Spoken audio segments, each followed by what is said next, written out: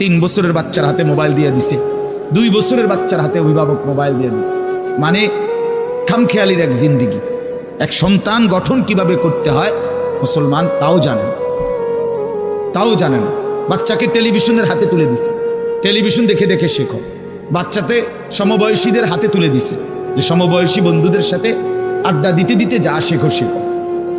এটা কখনোই কি না, নিয়ম না।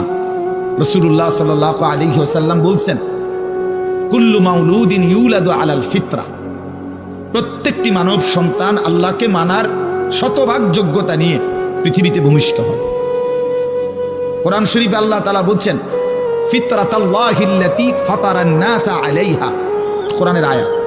আল্লাহ তাআলা বলেন, দিন মানার পুরা যোগ্যতা দিয়েই আমি আল্লাহ মানুষকে সৃষ্টি করেছি। আল্লাহ তাআলা এমন একটি হুকুম করে নাই, এমন একটা বিষয় নিষেধ করে নাই যা পালন করার যোগ্যতা কিংবা বর্জন করার যোগ্যতা আল্লাহর বান্দার শরীরের মধ্যে নাই, এমন কোনো বিধান নেই।